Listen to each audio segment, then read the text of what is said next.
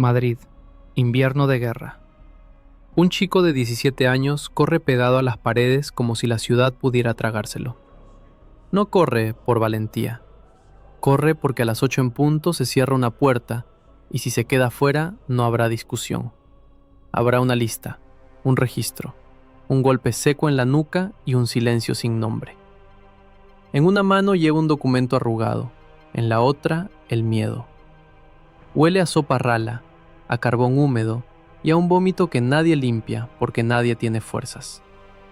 En la esquina, un hombre grita consignas y otro detrás se santigua. España partida en dos, y dentro de esa grieta, el chico. Ese chico se llamaba Blas Piñar. Años después, ya adulto, hablaría como si las palabras fueran hierro.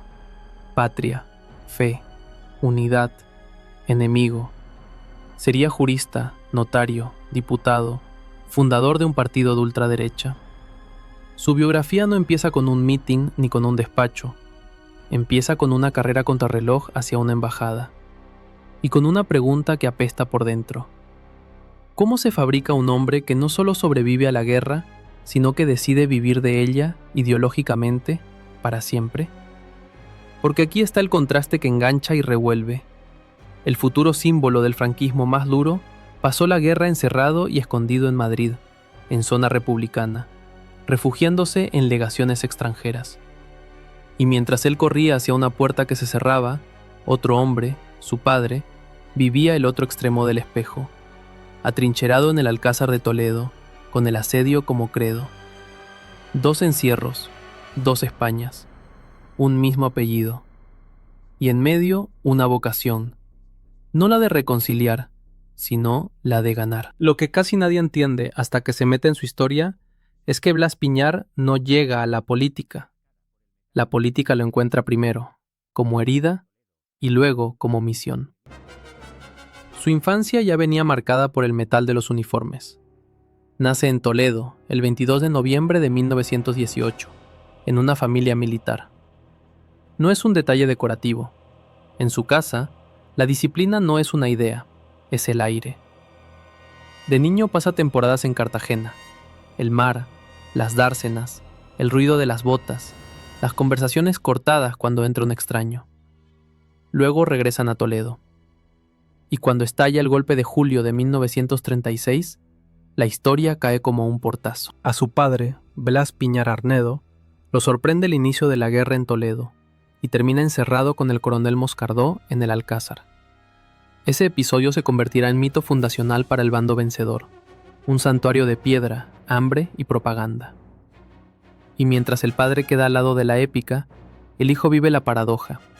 Blas, a punto de cumplir los 18, huye con su madre a Madrid, a zona republicana, y se refugia, esto es crucial, en las embajadas de Finlandia y Paraguay. Imagínate esa escena sin romanticismo. No hay música heroica. Hay pasillos, colchones, gente que respira demasiado cerca, noticias susurradas como si la muerte escuchara. Cada día es un cálculo. Cada ruido en la calle suena a registro. La España una, que él defenderá de adulto, nace precisamente en el lugar donde España es muchas y donde vivir depende de que una puerta no se abra. Y aquí llega el primer giro interno. Muchos pensarían que ese chico, después de ver lo que una guerra hace con los cuerpos y con los vecinos, buscaría el apagón, el olvido, la vida tranquila. Pero Blas Piñar sale de allí con una idea contraria. No quiere olvidar. Quiere que el mundo tenga una explicación única y cerrada, y que esa explicación tenga guardias en la puerta. La guerra, para él, no es solo tragedia, es un filtro moral. Los nuestros y los otros. El tipo de división que no caduca. Termina la guerra y con el final llega el orden del vencedor. Blas se mete en los estudios con la seriedad de quien necesita que la vida tenga columnas y artículos, como un código. Estudia Derecho en la Universidad de Madrid, se licencia, se doctora. Y si algo define a Piñar desde temprano es esto. No es un improvisado. No es el agitador sin oficio. Construye una carrera con credenciales de hierro. En 1944, gana por oposición el puesto de notario. Su primer destino es Cieza, en Murcia. Un lugar donde el poder no es un discurso, es una firma. Donde el drama político se convierte en herencias, compraventas, silencios familiares. Piñar aprende allí el lenguaje de la legalidad como un arma. No necesita gritar para imponer. A veces basta con redactar. En 1949 obtiene plaza en Madrid. La capital es otra cosa. Aquí el régimen se muestra no como provincia disciplinada, sino como maquinaria completa. Ministerios, pasillos, cenas con sonrisas medidas, esa forma de hablar de España como si fuera un templo al que solo entran los que tienen llave. Y entonces aparece otra de sus raíces, el catolicismo político. Piñar no vive la fe como intimidad, la vive como sistema. Se integra en la Asociación Católica de Propagandistas y se mueve en la órbita de Acción Católica. Empieza en grupos estudiantiles, pasa por juventudes, por tareas de propaganda. Para él, la palabra propaganda no es insulto, es herramienta legítima. Lo que otros llaman persuasión, él lo vive como deber. En esos años construye familia. Se casa con Carmen Gutiérrez Duque y tendrán 8 hijos. En apariencia, una vida estable. Notaría, misa, hogar. Pero por debajo ya hay una tensión. Piñar es de los que no se conforman con ser espectador. No se siente hecho para la discreción. Quiere tribuna. Y aquí, casi sin ruido, entra en el corazón del Estado franquista. Es designado procurador en Cortes y consejero nacional del movimiento, por decisión directa de Franco. Este dato importa porque explica el tipo de poder que tendrá. Piñar no será un ministro tecnócrata que negocia cifras. Será el orador ideológico, el hombre que vigila la pureza, el guardián de una esencia. En 1957 llega uno de sus cargos más significativos, director del Instituto de Cultura Hispánica. El título parece académico, incluso amable, pero es una plataforma política con máscara cultural. Allí trabaja el concepto de la hispanidad como misión histórica, como red espiritual y geopolítica. Piñar viaja, representa, habla. Y se siente, cada vez más, parte de algo que no es solo un gobierno, una cruzada permanente. En 1958, funda en Toledo el capítulo hispanoamericano de Caballeros del Corpus Christi. Suena a cofradía, a incienso, a capa ceremonial. Y lo es. Pero también es señal. Piñar entiende que los símbolos movilizan mejor que los datos. Una procesión, una plaza, un juramento, y de pronto la política se vuelve liturgia. Hasta aquí, su ascenso parece lineal. Guerra, supervivencia, derecho, notaría, iglesia, Estado. Pero entonces llega el momento que revela el tipo de hombre que es, y abre un conflicto que lo perseguirá toda su vida. Blas Piñar no soporta que el régimen se vuelva pragmático. Él no quiere solo que Franco mande, quiere que el franquismo crea. Y sobre todo, quiere que no se rebaje ante nadie, ni siquiera ante quienes podrían sostener económicamente al país. El punto de inflexión tiene fecha y título, como si la historia quisiera subrayarlo con rotulador rojo. Hipócrita. A principios de 1962, tras un viaje por Hispanoamérica y Filipinas, Piñar escribe un artículo para la tercera de un gran diario. Lo titula Hipócritas, y lanza una crítica durísima contra la política exterior de Estados Unidos. No es un comentario tibio, es un ataque frontal. Y aquí está lo fascinante, y repulsivo si lo miras desde la ambición humana. Piñar no escribe así porque ignore las consecuencias. Escribe así porque, en el fondo, quiere la consecuencia. Quiere el choque. Quiere demostrar que él no se dobla. Imagina el papel saliendo de la máquina de escribir, letras negras como moscas. Imagina el humo en un despacho. Imagina a un funcionario leyendo y frunciendo el ceño, no tanto por moral, sino por diplomacia. España, en ese momento, depende de equilibrios, de acuerdos, de reconocimientos internacionales. La indignación ideológica puede costar dinero, alianzas, estabilidad. Pero Piñar no está hecho para el equilibrio, está hecho para la trinchera. El resultado es fulminante. El 16 de febrero de 1962, Es destituido como director del Instituto de Cultura Hispánica. Y este cese tiene un sabor especial porque marca su futuro. Piñar aprende que el poder real no siempre premia la fidelidad ideológica. A veces premia al que sabe sonreír mientras cede. Y aquí nace un antagonista difuso que pronto tendrá rostro: el franquismo aperturista, el que piensa en modernizar, en cambiar la forma para salvar el fondo, el que sabe hablar con Washington, con Europa, con los nuevos tiempos. Piñar, en cambio, quiere congelar el tiempo, y para congelarlo necesita un enemigo concreto. Años más tarde, ese enemigo tendrá nombre y apellido en el tablero de la derecha: Manuel Fraga, el hombre de Estado que entenderá la transición como una adaptación, no como una traición.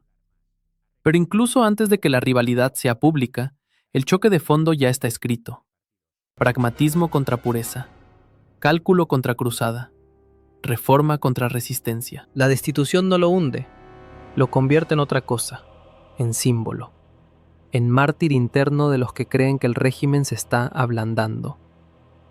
Y Piñar tiene olfato, entiende que un cargo se pierde, una narrativa se gana.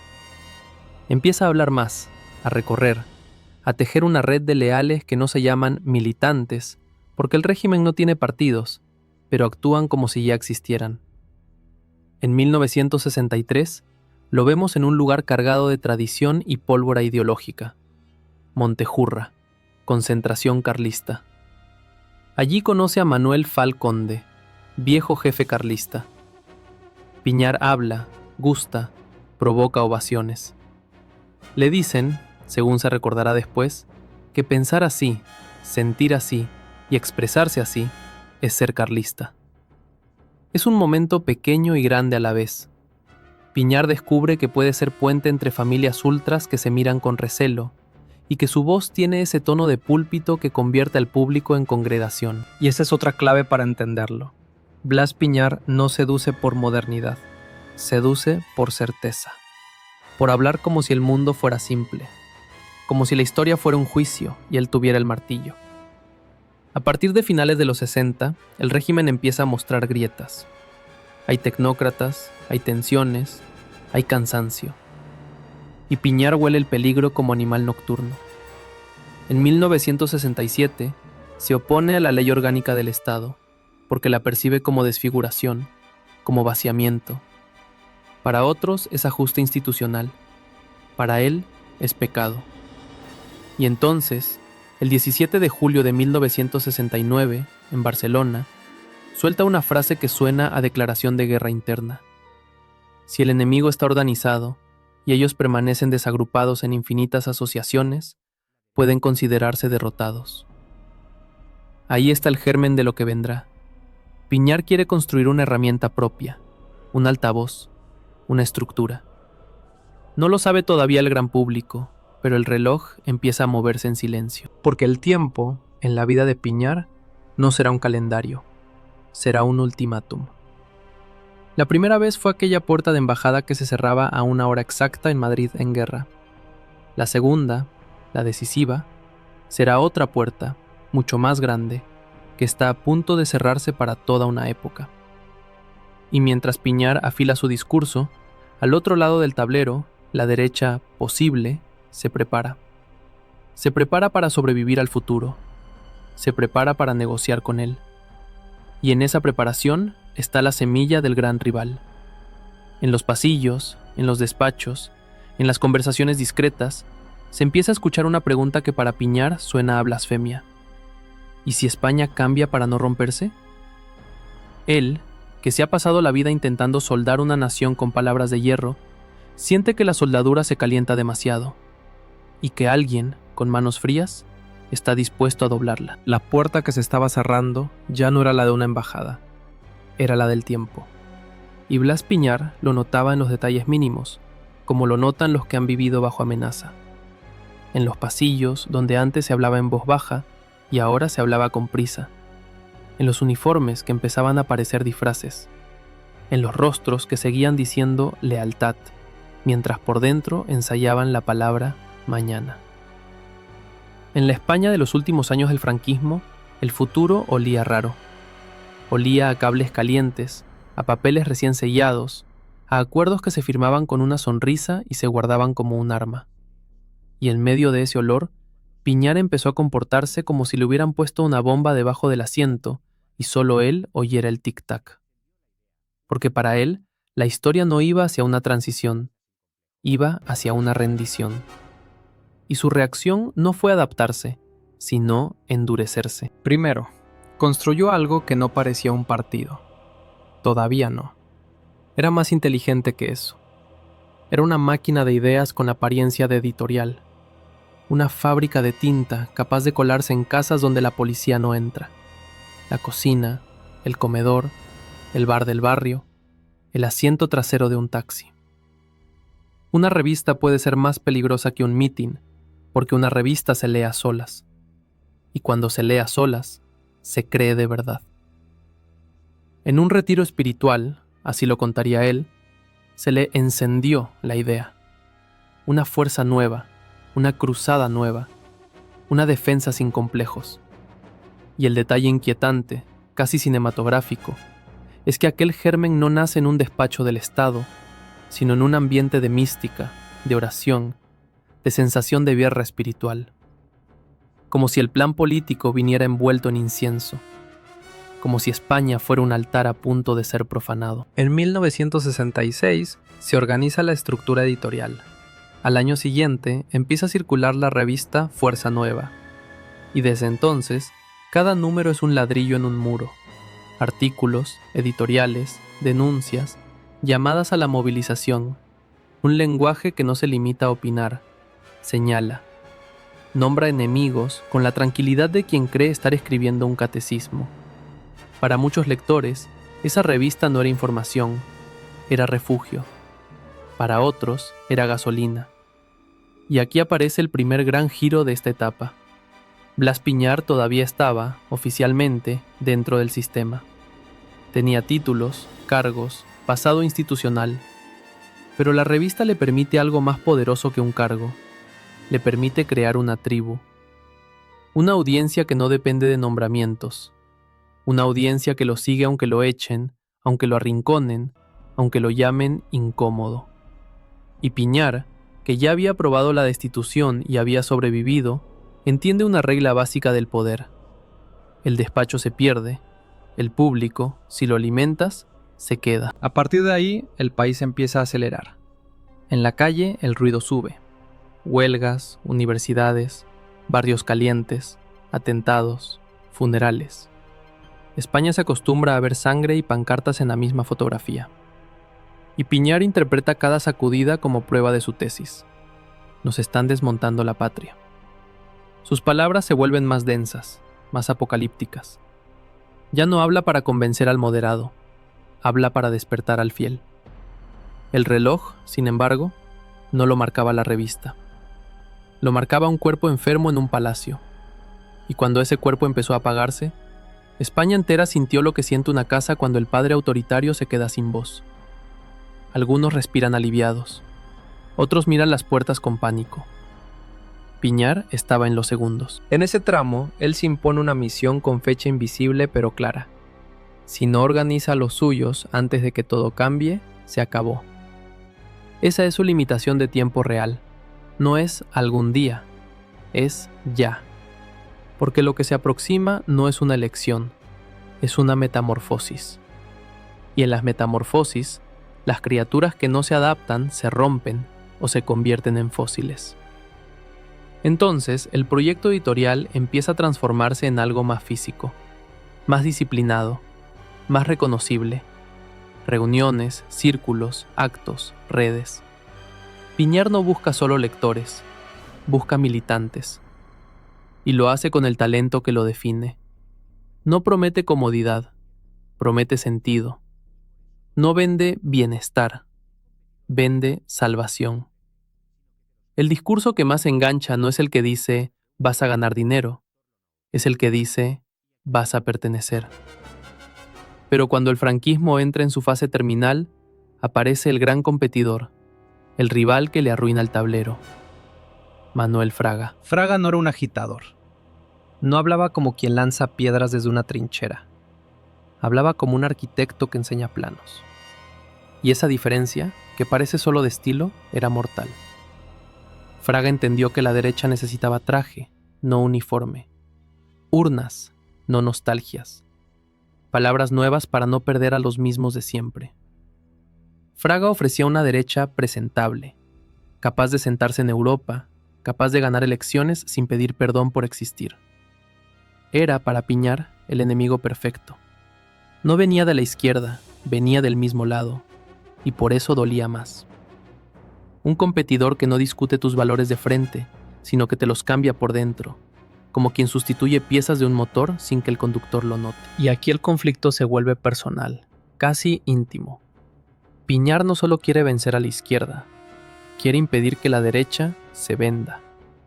Quiere impedir que el franquismo se convierta en democracia de derechas. Para él, eso sería la peor derrota. No perder por asalto, sino perder por reforma.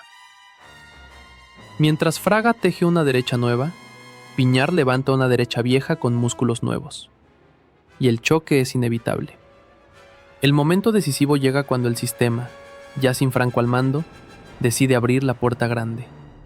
La ley para la reforma política. La jugada es clara: desmontar el franquismo desde dentro, usando sus propias herramientas legales, como si se cortara una cadena con el mismo metal de sus eslabones. A nivel dramático es casi perfecto. El régimen vota su propia salida. Y en ese instante, Blas Piñar entiende que su batalla ya no es cultural. Es una batalla de última hora. Redacta una oposición frontal. Se mueve como un abogado que ve venir el derrumbe y aún así decide plantarse en la puerta, aunque lo aplasten. El día de la votación, el ambiente tiene esa electricidad sucia de los finales. Muchos procuradores saben que están firmando un billete hacia otro mundo. Algunos lo hacen convencidos, otros lo hacen por miedo, otros lo hacen por cálculo. Piñar, en cambio, lo hace por fe, que es una palabra que suena bonita hasta que la ves funcionar como martillo. En las Cortes, el sí es aplastante, el no es minoría. Una minoría pequeña, casi testimonial, pero ruidosa. Y Piñar está ahí. Vota en contra. Se convierte, de golpe, en algo que él sabe usar muy bien, un símbolo de resistencia. Podría haber suavizado, matizado, guardado fuerzas. No. Elige el no total, el no que quema puentes, el no que te convierte en bandera y te deja sin territorio. Y el siguiente golpe llega como llega siempre la realidad, sin poesía. Hay referéndum. La reforma se aprueba. La puerta se abre. Para Piñar es una sensación física, como si el suelo se moviera y todos fingieran que no, como si la nación estuviera siendo empujada hacia otra habitación y él fuera el único que escucha el arrastre de los muebles. Entonces hace lo que llevan décadas haciendo los que temen el cambio: se organiza. En octubre de 1976, el proyecto toma forma de partido. Fuerza Nueva ya no es solo revista, ya no es solo círculo, se convierte en estructura política. Y esta es la segunda vuelta de tuerca. Piñar no entra en la democracia para abrazarla, entra para combatirla desde dentro. No viene a celebrar la apertura, viene a frenarla, a condicionarla, a convertir cada elección en un plebiscito sobre el pasado. Sus mítines empiezan a tener estética de desafío. Plazas de toros, auditorios, concentraciones donde la gente grita con la garganta como si la garganta pudiera detener un proceso histórico. Hay banderas, hay rezos, hay consignas, hay una nostalgia que se mastica. Y hay algo más inquietante. Hay una sensación de que la política se vuelve, otra vez, una guerra moral. Que el rival no es un partido, es el mal. En ese clima, la violencia en la calle se vuelve un monstruo con demasiadas cabezas. Atentados, respuestas, provocaciones, muertos. Y alrededor de la ultraderecha aparecen sombras, acusaciones, grupos violentos, episodios que ensucian el aire. Piñar mantiene el discurso de orden, pero el ambiente que rodea a la extrema derecha en esos años se contamina de una energía peligrosa. La idea de que todo vale si se hace por España. Ese es el tipo de idea que, cuando prende, convierte a un país en un pasillo oscuro. Mientras tanto, su rival, Fraga, juega otra partida. No necesita plazas de toros, necesita telediarios, necesita respetabilidad. Construye un paraguas, Alianza Popular, la gran opción para el votante conservador que quiere orden sin volver al pasado explícito. Es un golpe maestro, porque roba el espacio que Piñar cree suyo, la derecha, y lo roba con guantes. Aquí Piñar se enfrenta a una verdad cruel. No basta con tener razón en tu cabeza, necesitas mayoría en las urnas. Y las urnas, por primera vez en décadas, van a hablar. Llegan las elecciones de 1977. España vota con una mezcla de hambre y miedo. Hambre de futuro, miedo al caos. Piñar se presenta arropado por sectores franquistas y alianzas que intentan sumar nostalgias dispersas. Pero el resultado es duro. El país se va hacia el centro y hacia la izquierda con una intensidad que duele.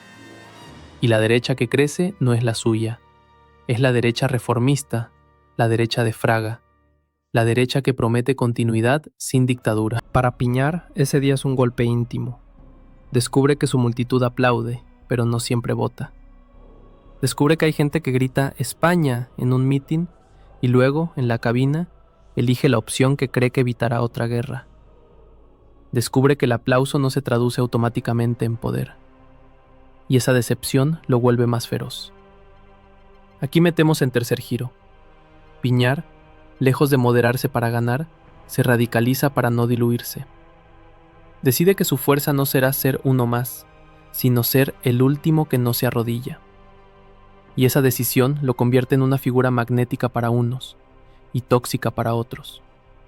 La polarización lo alimenta. En 1978 llega la Constitución. España se juega el marco del nuevo sistema. Para Piñar, la Constitución no es un pacto, es una rendición formalizada. Hace campaña por el no.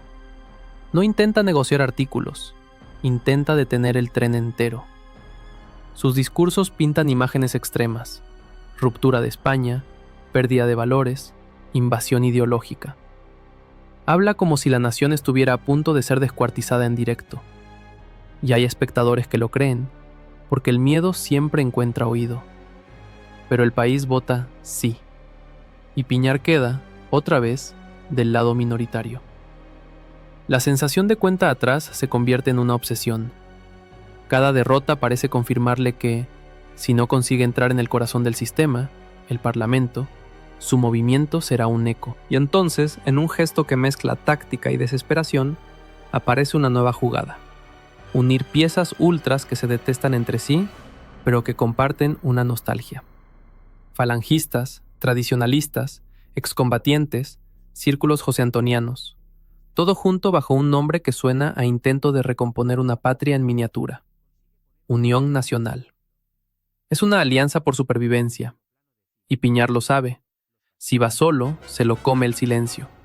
Si se coaliga, tal vez consiga el premio que cambia el relato. Un escaño.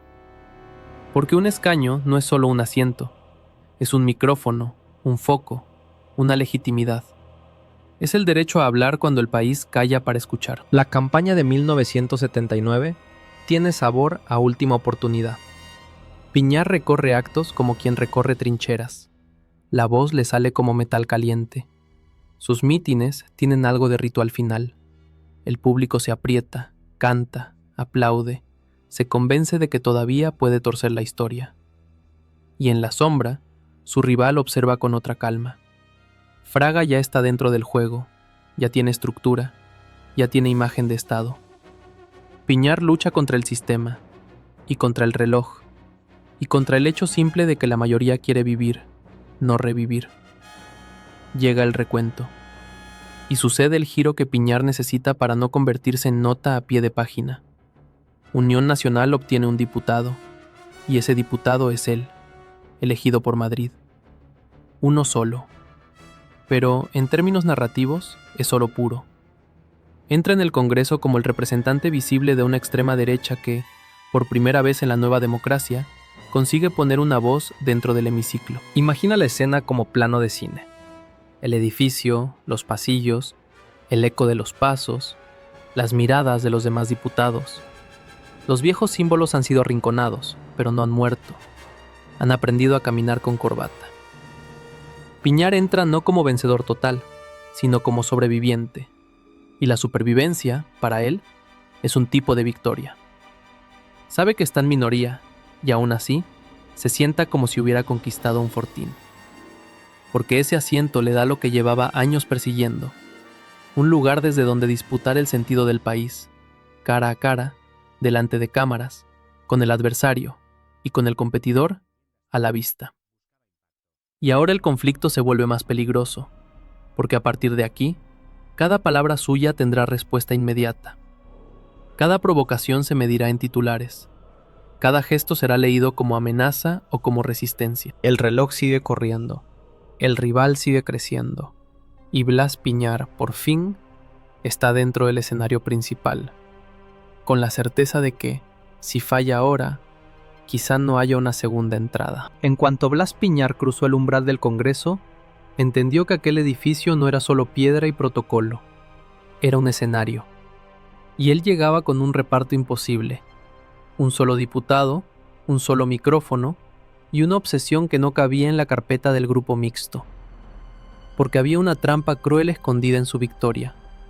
El escaño que había perseguido durante años era, a la vez, su jaula. Dentro, las reglas eran de la Nueva España. Fuera, su gente esperaba que él siguiera hablando como si la historia no hubiera cambiado. Y, sobre todo, el reloj ya estaba corriendo en su contra. Una legislatura no es una vida. Una legislatura es una cuenta atrás con corbata. Piñar se sentó como quien ocupa una trinchera. No venía a integrarse, venía a resistir. Mientras los grandes grupos parlamentarios se repartían el tablero, él hacía algo que solo puede hacer quien no tiene nada que perder: convertir cada intervención en una batalla moral. No buscaba enmiendas técnicas, buscaba impacto. No quería ganar votaciones, quería ganar el relato, porque intuía algo con una lucidez casi animal. Si la derecha conservadora lograba presentarse como normal, si Fraga lograba eso, a Piñar lo empujaría al margen como se empuja un mueble viejo, sin odio, con indiferencia. Y el rival estaba ahí, cerca, visible, respirando el mismo aire institucional. Manuel Fraga era el competidor perfecto. Venía del franquismo, sí, pero olía a futuro. Hablaba el idioma de Europa, de la estabilidad, del orden democrático. Era el hombre capaz de quitarle a Piñar lo más valioso: el monopolio emocional de España. Fraga quería una derecha grande, Piñar quería una derecha pura. Y esa diferencia, que suena filosófica, era en realidad una pelea por millones de votos. Piñar empezó por donde sabía que dolía, por la unidad territorial. Para él, el nuevo mapa autonómico no era un arreglo administrativo, era una operación quirúrgica sin anestesia, un corte lento, limpio, legal, pero corte al fin. Lo repitió en discursos, en entrevistas, en mítines. Lo que estaban llamando autogobierno era, según su visión, la antesala de la secesión. Y lo decía con una frialdad que a algunos les sonaba a profeta y a otros les revolvía el estómago, como si ya estuviera viendo, décadas antes, el final de la película. La primera gran escena de su mandato parlamentario no fue un pacto ni una negociación. Fue un momento casi cinematográfico, de esos que quedan grabados porque la cámara no necesita moverse. Un hombre solo, en su escaño, rodeado de aplausos ajenos. Noviembre de 1979. En el Congreso se debate y se vota el Estatuto de Autonomía de Cataluña. La sesión tiene un aire de fiesta solemne, abrazos, sonrisas, la sensación de que el país avanza. Cuando llega la votación, el tablero brilla con números incontestables: 303 votos a favor, 13 abstenciones y un solo voto en contra. Ese voto es el de Blas Piñar, uno, solitario. Y, de inmediato, el hemiciclo se llena de ovaciones y felicitaciones entre los que han ganado el futuro, mientras él queda como la mancha oscura en una foto de familia. La imagen es poderosa y contradictoria.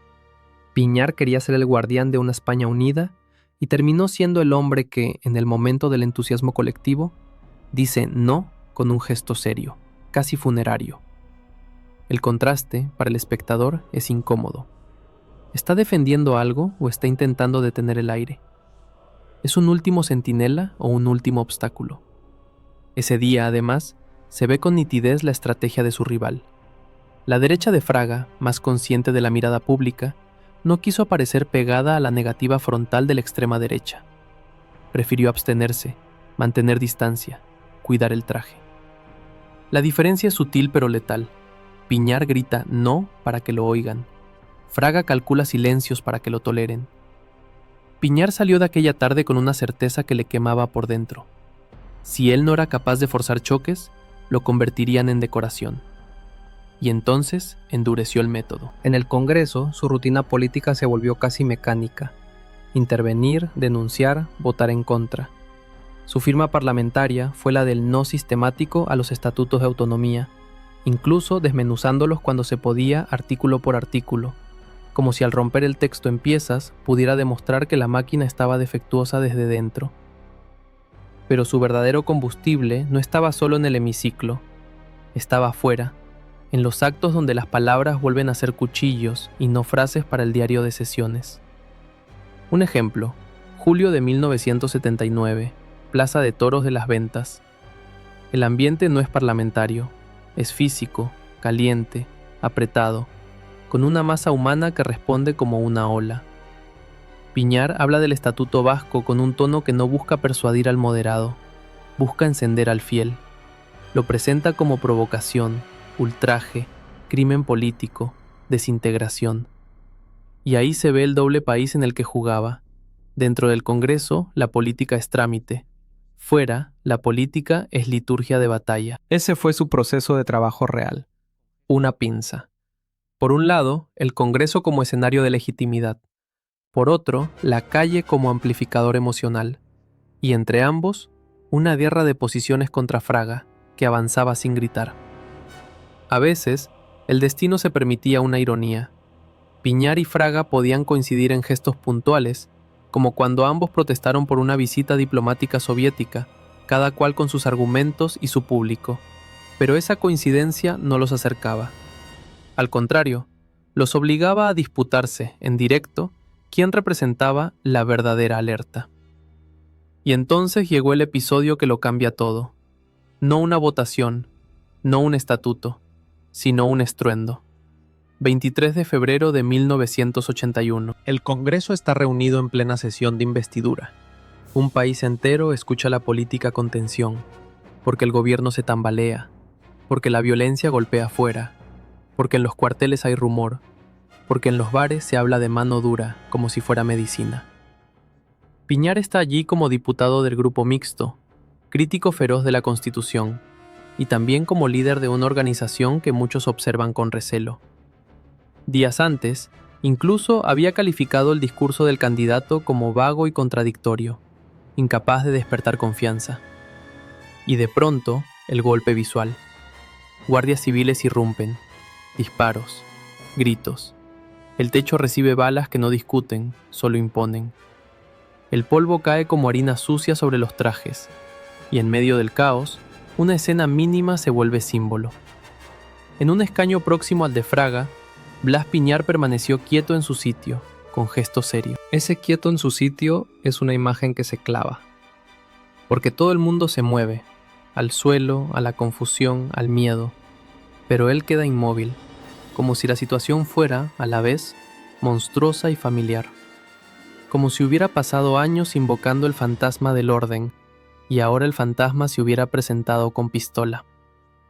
Y hay un detalle todavía más inquietante, casi de película absurda.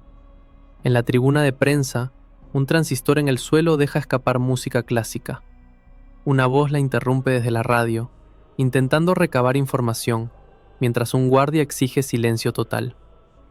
La historia, esa cosa gigantesca, reducida a un aparato pequeño que suena en un rincón, como si el país escuchara su propio secuestro con banda sonora. Aquí aparece uno de los grandes giros de su biografía pública. Piñar, el hombre acusado por muchos de alimentar el clima involucionista, queda atrapado en el evento más traumático para la joven democracia, sin dirigirlo, pero sin poder escapar de su sombra.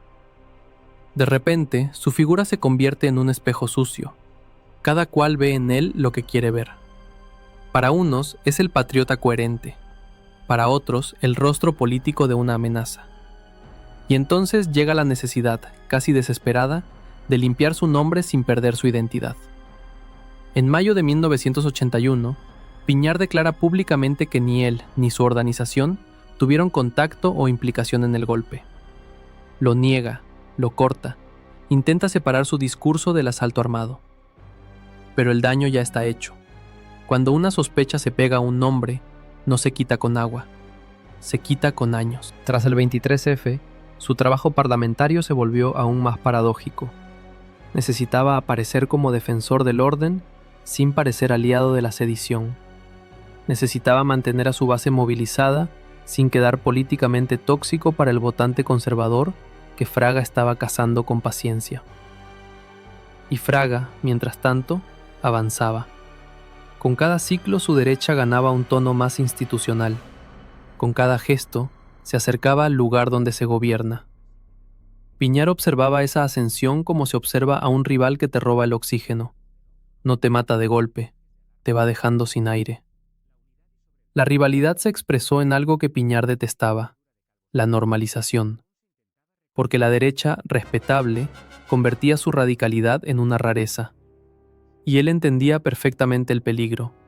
Cuando el sistema te etiqueta como extremo, te convierte en advertencia, no en alternativa. Así que intentó la jugada que en teoría podía romper el cerco.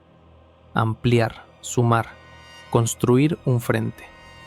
Pero aquí asoma otro giro oscuro, más humano. Piñar necesitaba alianzas, siempre y cuando él siguiera siendo el faro. En negociaciones con sectores de la derecha democrática y neofranquista, las conversaciones se atascaron cuando exigió acuerdos públicos, listas comunes en todas las provincias y, sobre todo, un liderazgo visible. Sin Fraga, sin el gran paraguas conservador, esas alianzas se volvían frágiles y acababan rompiéndose. Era la trampa del orgullo, querer sumar sin ceder. Y el tiempo seguía corriendo. Si lo miras fríamente, su escaño era un milagro estadístico. Un diputado en medio de un sistema que se estaba consolidando, con nuevos partidos, nuevas reglas, nuevos miedos. Para sobrevivir, Piñar tenía que lograr una hazaña, crecer lo suficiente como para no depender de un golpe de fortuna electoral, antes de que el país lo olvidara. Porque el olvido en política no llega con escándalo, llega con silencio. Esa fue su presión real, su límite. No era una amenaza abstracta, era la legislatura como cronómetro. Si no multiplicaba su fuerza antes de la próxima convocatoria, su presencia quedaría reducida a un recuerdo incómodo en los márgenes del diario de sesiones. Así que redobló el ritmo. Más actos, más discursos, más gestos de oposición total al modelo autonómico, más mensajes de alarma sobre la unidad y sobre el terrorismo.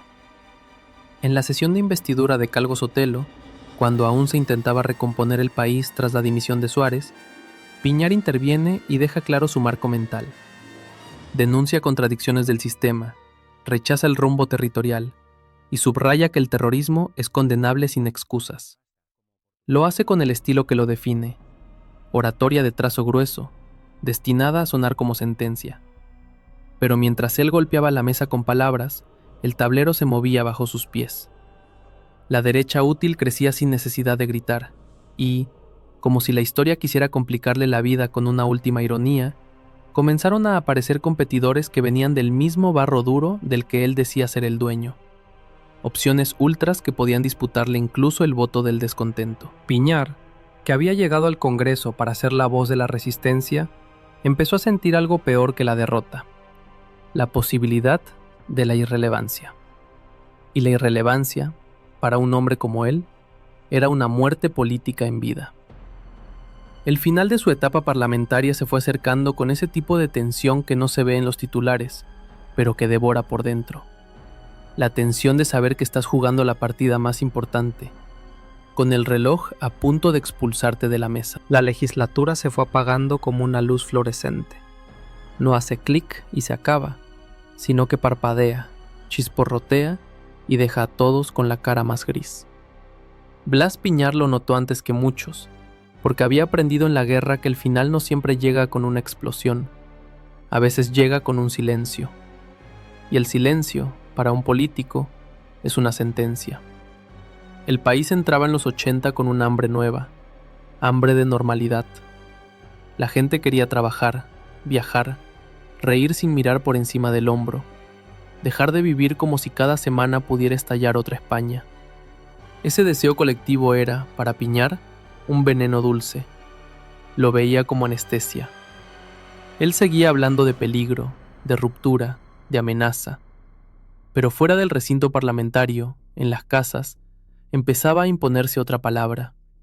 Una palabra que mataba las cruzadas. Basta. Y el competidor, Fraga, entendió ese basta como oportunidad. Se presentó como dique, como orden sin fantasmas, como autoridad sin pistolas. Mientras Piñar insistía en el combate, Fraga ofrecía administración. Y ese contraste fue el golpe más cruel. La historia le estaba dando la razón a uno y los votos al otro. Llegó la siguiente convocatoria electoral como llega una madrugada fría, con la sensación de que quien se equivoque hoy, mañana no existirá.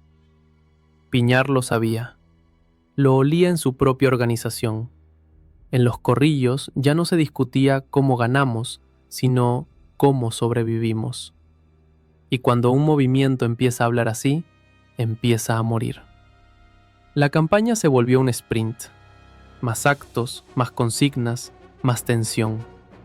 Él apretó el mensaje como se aprieta una venda sobre una herida. Unidad, fe, patria, traición. Sus mítines aún tenían fieles, aún había aplausos, aún había ojos brillantes, pero también había huecos. Y los huecos son el primer síntoma del abandono. La noche del recuento fue una escena sin música.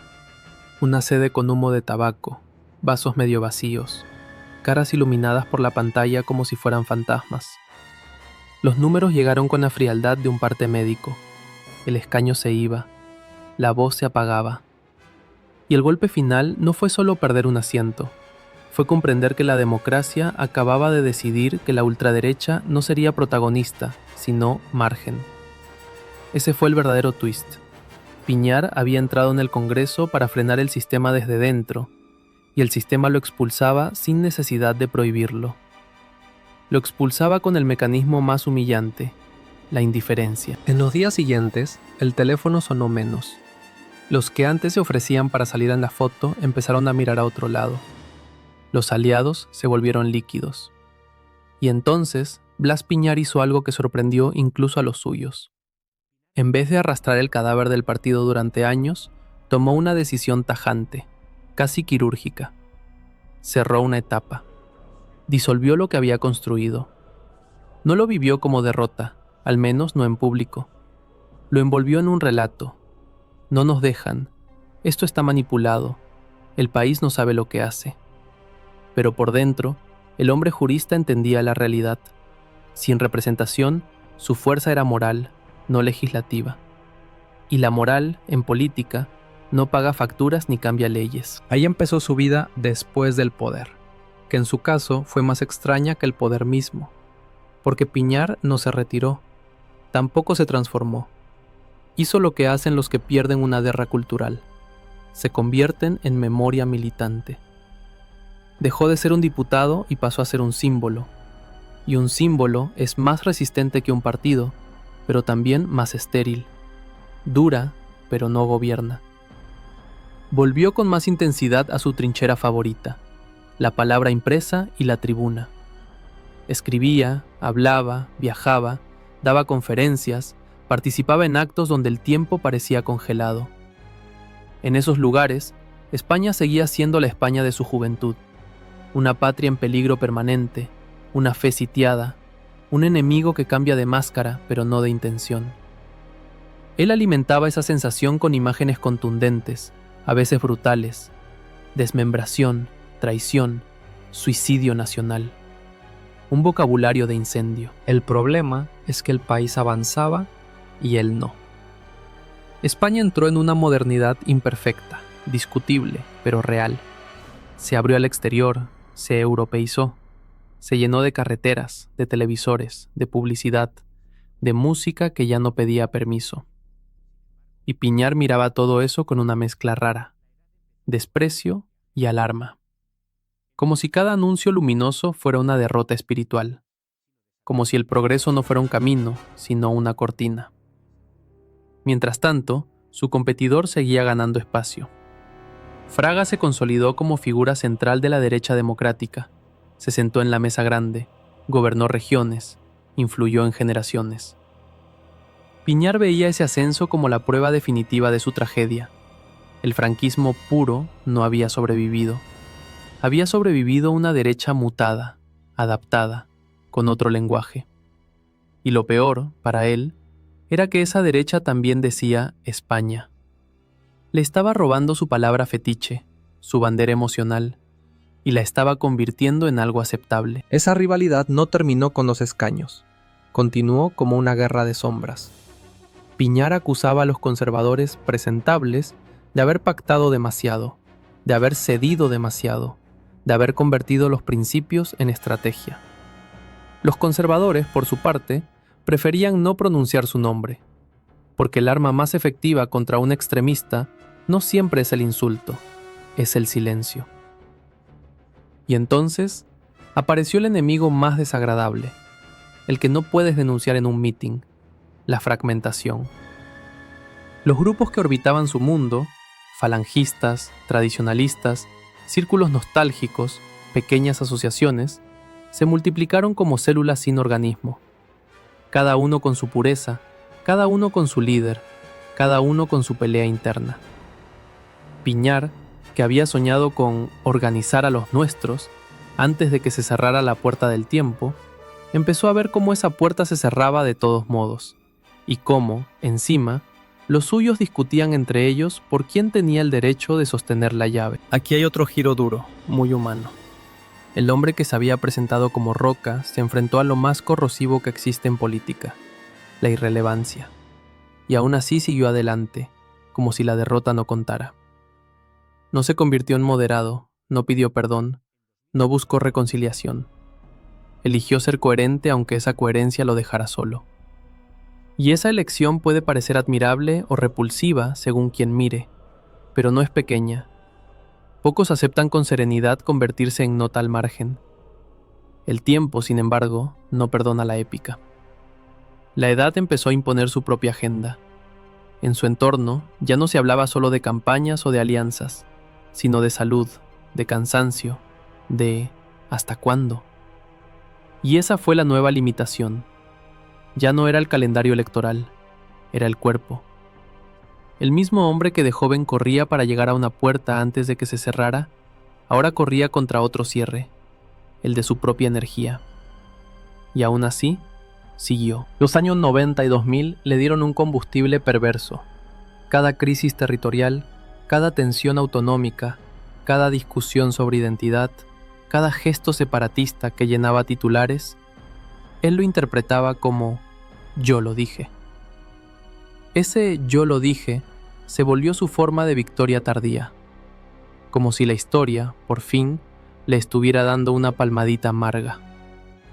Pero no era una victoria completa, porque no venía acompañada de poder. Era una victoria de profeta sin templo. En ese periodo, su figura se reconfiguró. Para unos, se convirtió en un anciano incómodo que representaba lo que España quería dejar atrás. Para otros, en un abuelo feroz que había tenido razón demasiado pronto. Su voz seguía teniendo filo, pero el país ya había cambiado de oído. A la mayoría le interesaba más el mañana que el juicio moral del ayer. Y aquí aparece el último gran twist.